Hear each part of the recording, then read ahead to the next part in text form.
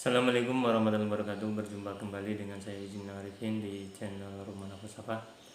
Pada kesempatan kali ini saya akan membahas lagi tentang fidyah bagi orang hamil dan menyusui. Karena kemarin saya dapat kiriman gambar yang mengatakan cukup membayar fidyah saja atau qadha bagi wanita hamil dan menyusui. Sebenarnya masalah ini pernah juga kejadian waktu teman saya ikut ujian CPNS. Pertanyaan itu muncul, bagi wanita hamil dan menyusui apabila tidak puasa Ramadan, apa yang akan dilakukan, qadha atau bayar fidyah, atau bayar qadha atau fidyah, atau bebas. Ternyata dijawab bayar fidyah saja benar.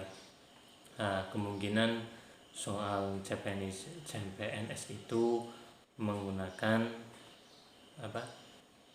dalil yang sama dengan selebaran ini atau pamflet ini.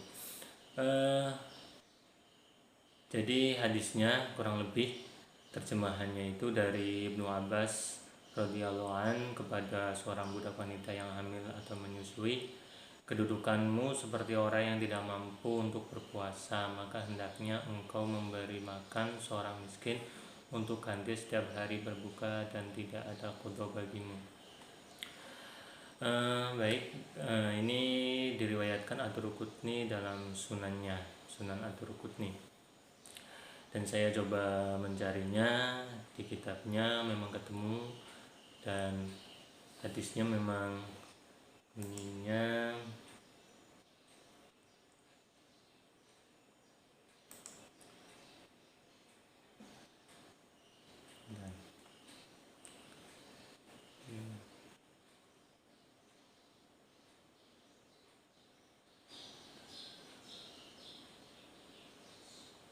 ada di kitab Usyam, hadis ke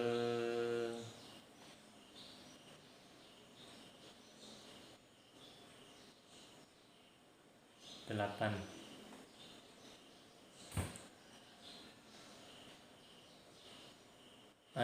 Anna Ibnu Abbas qala li ummi walad lahu hubli aw tardo anti minal ladzina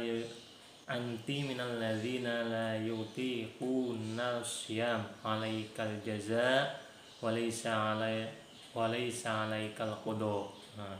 Itu hadisnya di Sunan Ad-Darqutni. Tapi seperti saya bilang kemarin bahwa di Syafi'iyah atau di madzhab Imam Syafi'i itu apabila baik yang hamil maupun menyusui, apabila dia khawatir kepada bayinya saja, maka dia wajib bayar fidyah dan qadha. Kemudian apabila dia khawatir pada dirinya saja atau khawatir kepada diri dan bayinya, maka dia hanya wajib qadha. Karena saya ketemu hadis ini, kemudian saya pun mencari-cari dokumen-dokumen terkait pembahasan fidyah dan ketemu versi-versi dari Imam Madzhab 4. Yang pertama dari versi Imam Hanafi. Kalau Imam Hanafi lebih kepada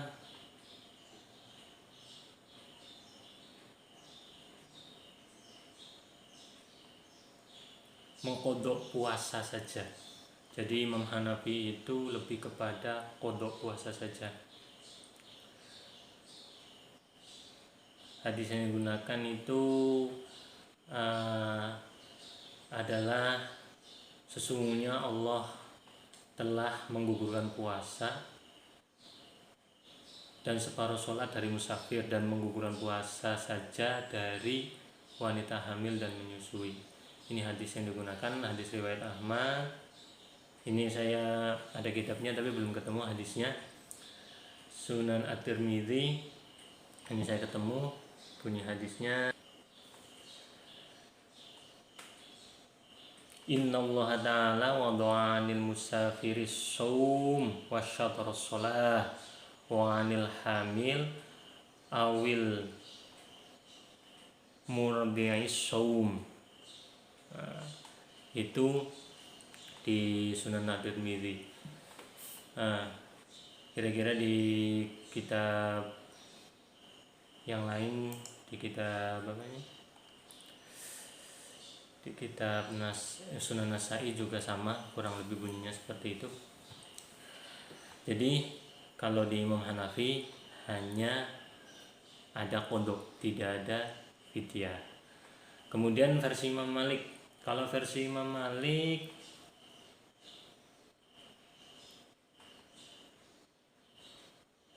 itu hanya qodok saja untuk wanita hamil, karena alasannya wanita hamil disamakan dengan orang sakit. Ayat yang digunakan adalah Al-Baqarah ayat 184. A'udzubillahi minasyaitonirrajim. Ayyaman ma'dudat. Faman kana minkum maridan aw 'ala safarin fa'iddatun min ayyamin ukhra. Wa 'alal ladzina yutiqunahu fidyatun ta'amu miskin.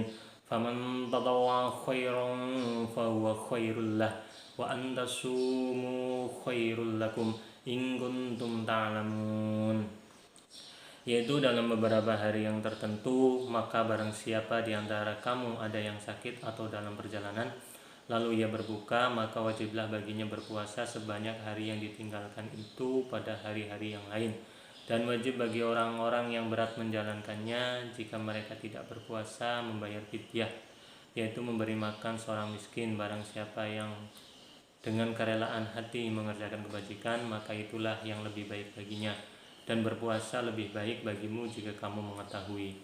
Jadi menurut Imam Malik, pada hamil tetap wajib qodok, tidak bayar fidyah. Sedangkan wanita menyusui yang tidak berpuasa di bulan Ramadan berkewajiban mengqodok puasa yang mereka tinggalkan tersebut, serta harus membayar fidyah. Landasannya ya sama, Al-Baqarah ayat 184. Yang dimaksud dalam ayat tersebut, ayat surat Al-Baqarah ayat 184 itu adalah wanita menyusui dan orang tua renta yang harus membayar fidyah selain mengqodok ya, dan mengqodoknya. Kemudian versi Imam Syafi'i dan Imam Hambali ini hampir sama seperti yang pernah saya katakan di video sebelumnya, bahwa wanita hamil dan menyusui apabila dia khawatir terhadap dirinya saja atau terhadap dirinya dan bayinya, maka dia qodok saja. Dan apabila dia khawatir terhadap bayinya saja atau janinnya bagi yang hamil, maka dia wajib fidyah dan qodok. Jadi saat mengkhawatirkan bayinya saja, dia harus wajib qodok dan bayar fidyah. Yang dijadikan dalilnya sama, Al-Baqarah ayat 184, dan hadisnya diambil dari Sunan Abu Dawud yang artinya, wanita hamil dan menyusui jika takut terhadap anak-anaknya, maka mereka berbuka dan memberi makan seorang miskin. Di kitabnya Sunan Baihaqi, di Imam Baihaqi itu berbuka dan gantinya memberi makan 1 mud gandum setiap harinya kepada seorang miskin. Jadi saya mengambil kesimpulan bahwa imam-imam madhab ini mereka berpendapat bahwa qodok bagi orang yang meninggalkan puasa itu tetap harus dijalankan sesuai dengan dalil ayat Al-Quran Al-Baqarah 184. Walaupun di hadisnya ada yang mengatakan, hadis-hadisnya itu menyebutkan bahwa tidak ada qada bagi wanita hamil dan menyusui yang meninggalkan puasa Ramadan. Tapi pertimbangan dari para ulama mazhab itu lebih mengedepankan kodoknya. Jadi tidak ada yang hanya kodok hanya fidyah saja, tapi mereka mengutamakan puasanya karena seperti disebutkan di Al-Baqarah tadi itu yang bunyinya wa antasumu khairul lakum in kuntum ta'lamun, dan berpuasa lebih baik bagimu jika kamu mengetahui. Jadi puasa itu lebih baik. Nah ya. Jadi tapi bagi yang berpendapat saya mau menggunakan hadis yang ya silakan saja. Kalau dalam pandangan saya pribadi ya, saat seseorang saya punya dalilnya gini, silahkan.